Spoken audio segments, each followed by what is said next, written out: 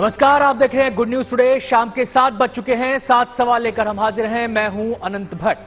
आज हनुमान जन्मोत्सव है। देश भर में श्रद्धा और उल्लास के साथ इस त्योहार को मनाया गया, लेकिन इस शांतिपूर्ण तरीके से संपन्न हो सके, इसके लिए संगीनों के साय का इस्तेमाल करना पड़ा। दरअसल कुछ ही दिनों पहले रामनवमी के मौके पर 5 राज्यों में हिंसा हो गई थी।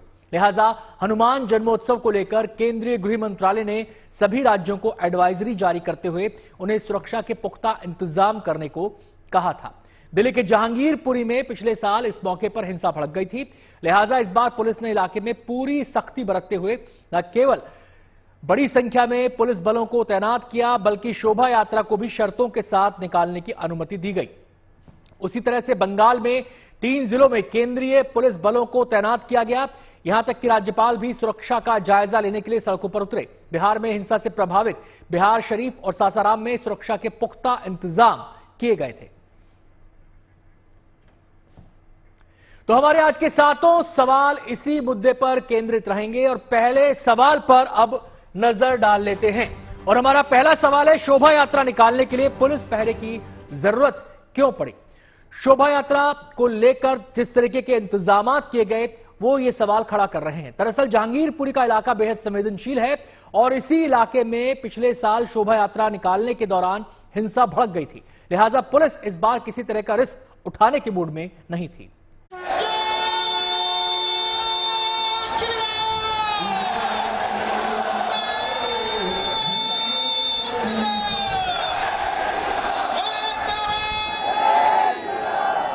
दिल्ली में हनुमान जन्मोत्सव का कार्यक्रम आज शांतिपूर्ण तरीके से संपन्न हो गया। जिस तरह से पिछले साल इसी मौके पर जहांगीरपुरी में हिंसा भड़क गई थी, उसको लेकर दिल्ली पुलिस पूरी तरह से अलर्ट मोड में थी।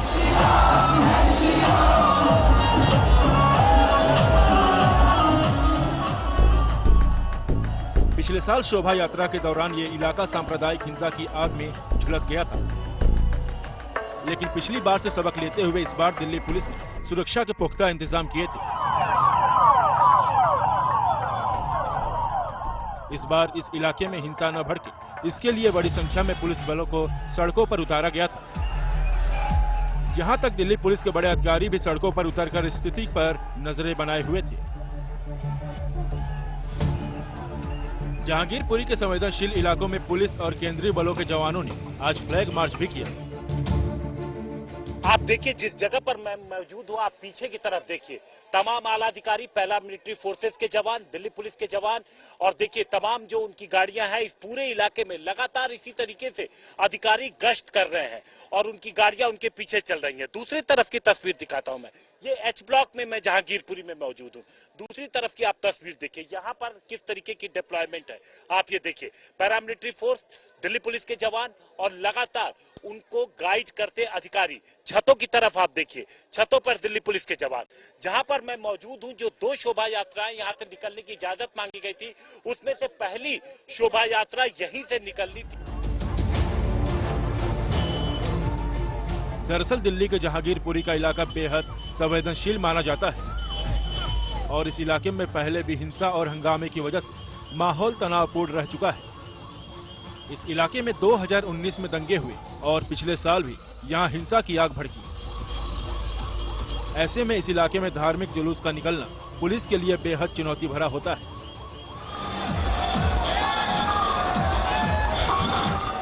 पिछले साल जुलूस के दौरान ही हिंसा हुई थी। लिहाजा इस बार पुलिस ने पहले तो आयोजकों को जुलूस निकालने की अनुमति देने से इनकार कर दिया, लेकिन बाद में शर्तों के साथ परमिशन दे दी। जो शोभा यात्रा निकालते हैं, उन ऑर्गेनाइजर से बात कर रही थी और ये समझाने की कोशिश कर रही थी कि 2022 में जब शोभा यात्रा निकली थी हनुमान जयंती पर, तो उसमें पत्थरबाजी हुई थी और हिंसा हुई थी। तो कानून व्यवस्था खराब न हो, इसको देखते हुए ये निर्णय लिया गया कि शोभा यात्रा नहीं निकालने की दी जाएगी परमिशन, खास तौर से जो सेंसिटिव इलाके हैं। लेकिन लोग नहीं मान रहे थे। लेकिन जब उसके बाद मीटिंग हुई और पुलिस ने अपनी जो लिमिटेशंस उनको बता दी कि आपको सिर्फ 200 मीटर ही निकालनी है, वो भी इन तमाम शर्तों के साथ, तो लोग फिलहाल पुलिस की बात मानते हुए नजर आ रहे हैं। काफी जद्दोजहद के बाद दिल्ली पुलिस ने जुलूस की इजाजत दे दी, लेकिन शर्तों के साथ। एक खास रूट पर ही उन्हें जुलूस निकालने की अनुमति दी गई, जिसका विरोध जताने के लिए लोग सड़कों पर उतर आए। हमारी ये यात्रा पिछले 14 सालों से यहाँ पर निकाली जा रही है। कितनी बड़ी निकलती थी? देखिए, हमारी ये यात्रा जब भी निकलती थी, हमारे यहाँ पर कम से कम 1000-2000 कार्यकर्ता हर यात्रा में मौजूद होते थे और इस बार भी हमारे यहाँ पर कार्यक्रम इसी तरह का है। परंतु प्रशासन को देखते हुए, जैसा कि आप देख रहे हैं, काफी सारे सभी गलियों को, गेट्स को बंद कर दिया गया है। तो जो भी हमारी माताएं, बहनें या हमारे जो लोग थे वो आना चाहते थे, मगर आज वो इन जालियों के पीछे ऐसा लग रहा है जैसे उन्हें सलाखों के पीछे रखा गया है। शर्तों के साथ शोभा यात्रा की अनुमति मिलने से नाराज हिंदू संगठनों ने सड़क पर ही हवन पूजन आरंभ कर दिया और जय श्री राम के नारे लगाए, लेकिन पुलिस की मौजूदगी में वहां हंगामा न हो सका। पुलिस ने सुरक्षा के साथ साथ संवेदनशील इलाकों में निगरानी के पुख्ता इंतजाम किए थे। जहां कई इलाकों में ड्रोन कैमरों से निगरानी रखी जा रही थी, वहीं जहांगीरपुरी के सी ब्लॉक के गेटों को तालों से बंद कर दिया गया था। पुलिस ने यहां रहने वाले लोगों से अपील की कि वो 4 बजे तक घरों के अंदर ही रहें। मैं कहा था आप लोग अपना लड़का बड़का जो भी भाई बंद है, लेडीज वगैरह को उनको समझाइए, रोड पे ना आए और आराम से शांति से रहिए। वो लोग भी आराम से आए, शांति से चले जाए। ये 4 बजे तक। 4 बजे तक? जी जी जी जी।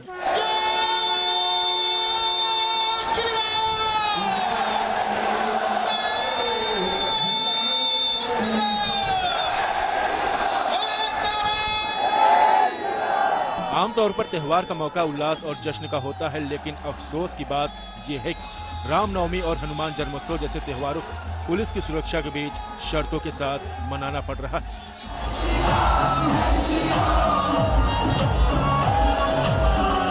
दिल्ली से शिरा चटर्जी के साथ Himanshu Mishra, good news today.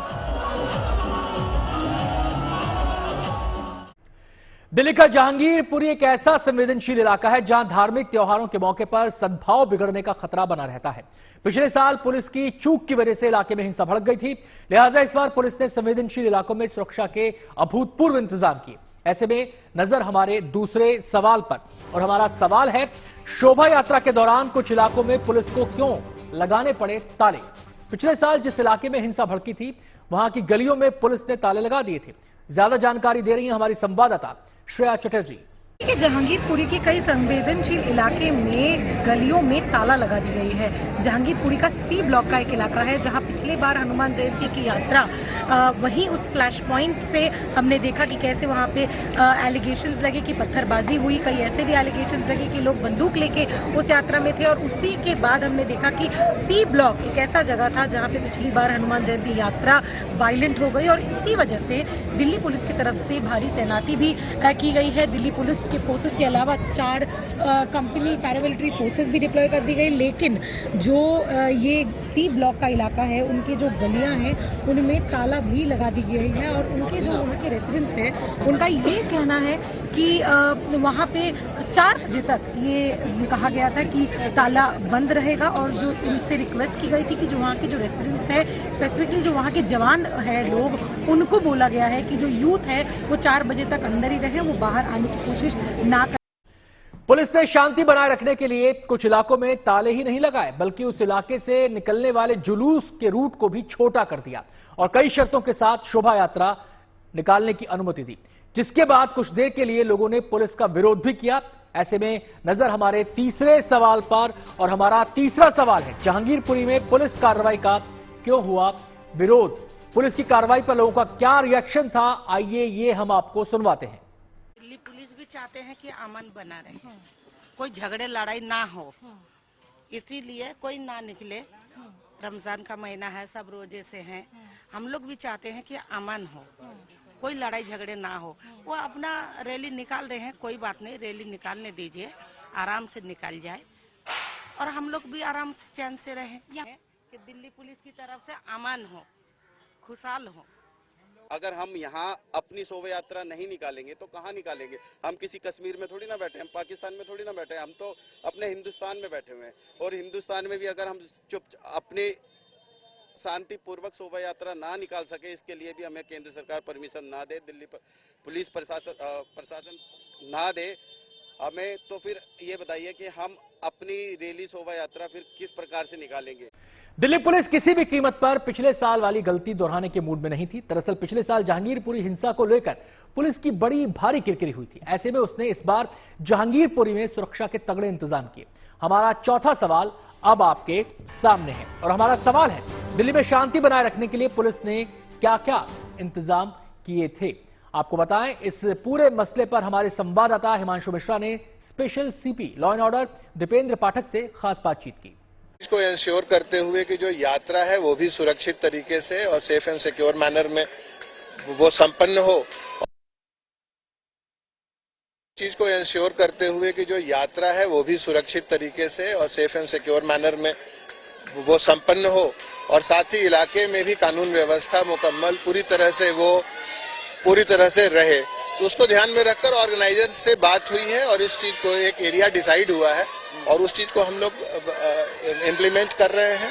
Sir, किस तरीके के सुरक्षा इंतजाम किए गए हैं जो हम देख रहे हैं जो रूट पर है? इसके अलावा पैरामिलिट्री फोर्सेस की कितनी कंपनियां वगैरह तैनात की? देखिए, स्ट्रैटेजिक डिप्लॉयमेंट है, पैरामिलिट्री फोर्सेस आप देख ही रहे हैं। देखिए, कुल मिलाकर ऑर्गेनाइजर्स, उनके साथ बातचीत और उनको मनाना, उनको तैयार करना कि इस रूट पे ताकि प्रोसेशन की सेफ्टी सिक्योरिटी भी बरकरार हो और इलाके में भी किसी तरह की कोई। ये एक दिन की तो तैयारी नहीं थी, लग रहा है पुलिस काफी दिनों से तैयारी कर रही है सर आज के दिन की। ये हमारा पेशेवर तौर तरीका है काम करने का, हम 10 मिनट में भी तैयार हो जाते हैं। पश्चिम बंगाल में हाईकोर्ट की फटकार के बाद हनुमान जन्मोत्सव को लेकर बंगाल सरकार ने सुरक्षा के पूरे इंतजाम किए। खासकर उन इलाकों में केंद्रीय पुलिस बलों को तैनात किया गया जहां प्रशासन को माहौल बिगड़ने का खतरा था। नजर डाल लेते हैं हमारे आज के 5वें सवाल पर और हमारा सवाल है, त्योहार मनाने के लिए अदालतों के हस्तक्षेप की जरूरत क्यों पड़ रही है। दरअसल रामनवमी के दिन से शुरू हुई हिंसा सरकार के लाख प्रयासों के बाद भी 5 दिनों तक जारी रही। ऐसे में हाईकोर्ट को सरकार को निर्देश देना पड़ा कि वो लोगों की सुरक्षा सुनिश्चित करे।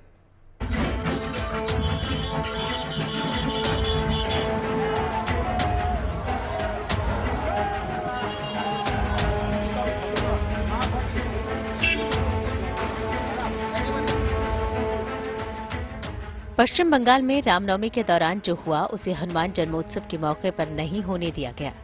रामनवमी पर हुई हिंसा की घटनाओं से सबक लेते हुए इस बार बंगाल पुलिस ने सुरक्षा के पुख्ता इंतजाम किए थे। खास करके संवेदनशील इलाकों में पुलिस अलर्ट मोड पर नजर आई। हावड़ा में कड़ी सुरक्षा के बीच भव्य शोभा यात्रा निकाली गई जिसमें बड़ी संख्या में श्रद्धालुओं ने हिस्सा लिया।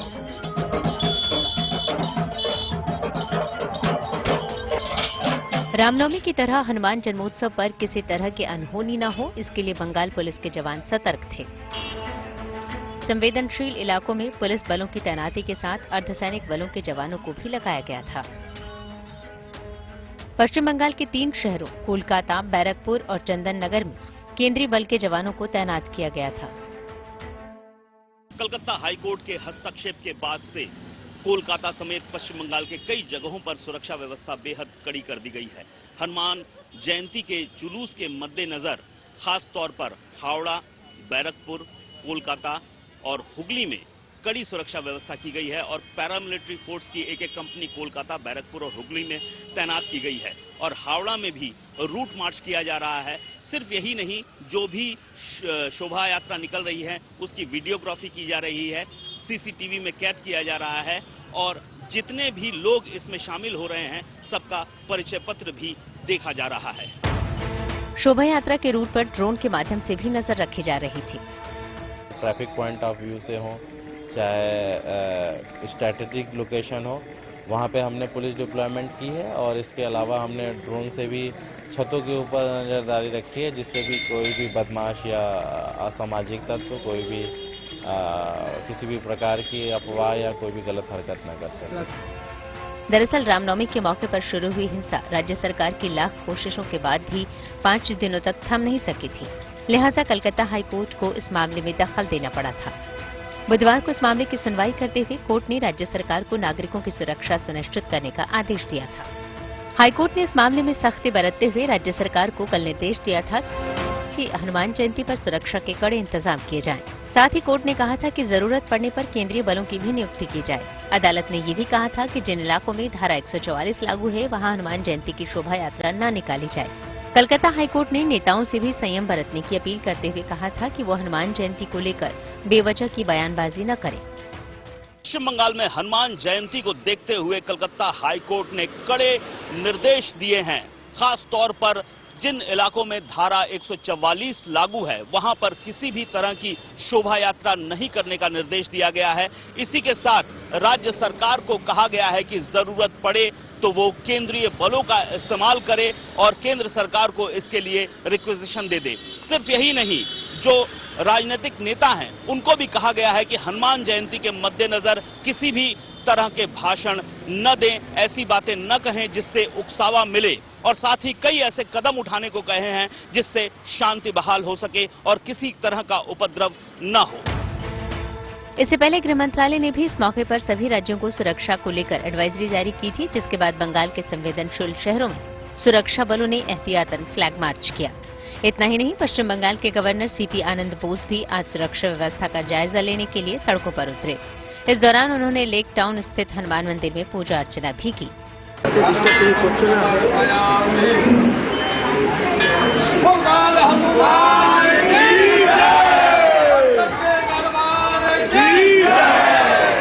बंगाल में रामनवमी हिंसा का हथियार बन गया था, लेकिन हनुमान जन्मोत्सव के मौके पर पुलिस की मुस्तैदी से बिना किसी विघ्न के राज्य में हनुमान की आराधना का त्योहार शांतिपूर्ण तरीके से संपन्न हो गया।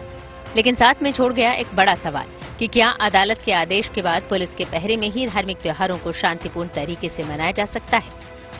हावड़ा से अनुपम मिश्र के साथ bureau report, good news today. कल हाईकोर्ट की फटकार के बाद बंगाल सरकार एक्शन में आ गई। हनुमान जन्मोत्सव को लेकर सरकार की तरफ से 3 जिलों में केंद्रीय बलों को तैनात किया गया। वहीं सड़कों पर सुरक्षा व्यवस्था का जायजा लेने के लिए पश्चिम बंगाल के राज्यपाल सीवी आनंद बोस भी सड़कों पर न केवल उतरे बल्कि उन्होंने एक मंदिर में पहुंचकर पूजा अर्चना भी की। हमारा छठा सवाल अब आपके सामने है और हमारा सवाल है, आज सड़क पर क्यों उतरे पश्चिम बंगाल के राज्यपाल? इसके बारे में ज्यादा जानकारी दे रहे हैं हमारे संवाददाता अनुपम मिश्र। राज्यपाल सीवी आनंद बोस खुद आज कोलकाता की सड़कों पर उतरे। उन्होंने कई जगह जाकर जायजा लिया, लोगों से बातचीत की। दरअसल कल से ही देखने में आ रहा है कि राज्यपाल काफी एक्टिव हैं, क्योंकि इससे पहले उन पर बीजेपी की ओर से भी आरोप लगाए गए थे कि वो उनके जो आरोप हैं वो सुन नहीं रहे हैं। गृह मंत्रालय ने हनुमान जन्मोत्सव के मौके पर सभी राज्यों को एडवाइजरी जारी करते हुए सुरक्षा के पुख्ता इंतजाम करने का निर्देश दिया था। लिहाजा कई जगहों पर ड्रोन्स और बंदूकों के साए में हनुमान जन्मोत्सव मनाया गया। नजर डाले थे हमारे 7वें और आज के आखिरी सवाल पर। हमारा सवाल है, देश भर में सुरक्षा के बीच कैसे मना हनुमान जन्मोत्सव? कड़ी सुरक्षा के बीच देश के अलग अलग हिस्सों में जोश और उल्लास के साथ शांतिपूर्ण तरीके से हनुमान जन्मोत्सव मनाया गया।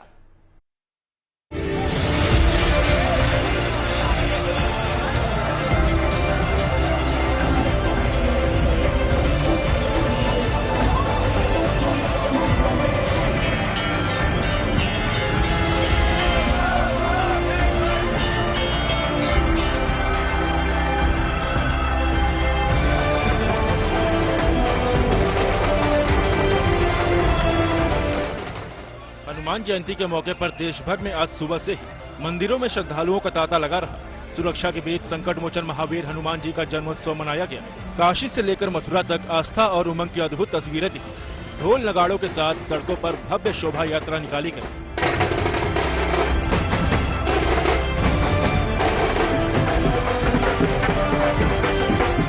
इन 6 तस्वीरों में श्रद्धालुओं का हुजूम देखते ही बनता है। तस्वीरें भले ही अलग अलग जगह की हो, लेकिन श्रद्धालुओं के उत्साह में कहीं कोई कमी नहीं है। मंदिरों में प्रभु श्री राम के भक्त संकट मोचन हनुमान के जन्मोत्सव पर श्रद्धालुओं का जनसैलाब उमड़ पड़ा। सबसे पहले वाराणसी की इस तस्वीर को देखिए, जहां विश्वविख्यात संकट मोचन हनुमान मंदिर में दर्शन के लिए बड़ी तादाद में श्रद्धालु पहुंचे। इस दौरान सड़कों पर हिंदू संगठनों की ओर से भव्य शोभा यात्रा निकाली गई।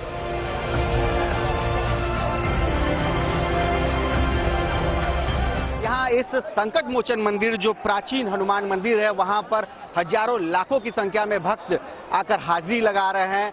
हनुमान दरबार में अपनी अर्जी लगा रहे हैं और ध्वज को लेकर आ रहे हैं और ध्वजा यात्रा निकाल रहे हैं। प्रभु श्री राम की नगरी अयोध्या में भी बेहद अद्भुत और अलौकिक नजारा दिखा। प्रभु श्री राम के सेवक हनुमान जी के जन्मोत्सव पर हनुमानगढ़ी मंदिर में खास पूजा अर्चना की गई। दर्शन के लिए यहाँ श्रद्धालुओं का जनसैलाब उमड़ पड़ा। हनुमान जयंती है इसलिए आए हैं और हमारे स्वामीनारायण भगवान यहाँ रोज आते थे, इसलिए हमारे लिए बहुत बड़ी धार्मिक जगह है ये। और यहाँ बहुत हनुमान दादा की श्रद्धा है, इसलिए हम रोज आते हैं। 3 दिन से रोज आए यहाँ आए हैं तो अच्छा। मथुरा की तस्वीर भी आस्था और उत्साह से भरे रंगों में सराबोर नजर आई। यहाँ गुजर घाटी पर मौजूद हनुमान मंदिर में भव्य सजावट की गई। इस खास मौके पर संकट मोचन हनुमान जी का दूध दही शहद से पंचामृत अभिषेक किया गया। आज हनुमान जयंती का पर्व बहुत धूमधाम से मनाया गया है और विगत 54 सालों से अनवरत मनाया जा रहा है। ये आज जो पंचामृत हुआ है 108 किलो दूध और 15 किलो दही और 5 किलो घृत, शहद, पूरा आदि गंगा जल और कई नदियों के जलों से बाबा का पंचामृत तैयार है। राजस्थान के चुरू में भी भक्तों का उत्साह 7वें आसमान पर दिखा, जहां बालाजी धाम में देश के कोने कोने से बड़ी तादाद में श्रद्धालु अपने आराध्य के दर्शन को पहुंचे। इस दौरान पूरा मंदिर परिसर जय श्री बालाजी के उद्घोष से गूंज उठा। उदयपुर भी महावीर हनुमान के जन्मोत्सव के रंग में रंगा नजर आया। यहाँ मनशापूर हनुमान मंदिर में 11 से 11 मीटर की मेवाड़ पगड़ी अर्पित की गई और शहर में भव्य शोभा यात्रा निकाली गई। भक्ति में लीन श्रद्धालु ढोल नगाड़ों की थाप पर थिरकते दिखाई दिए।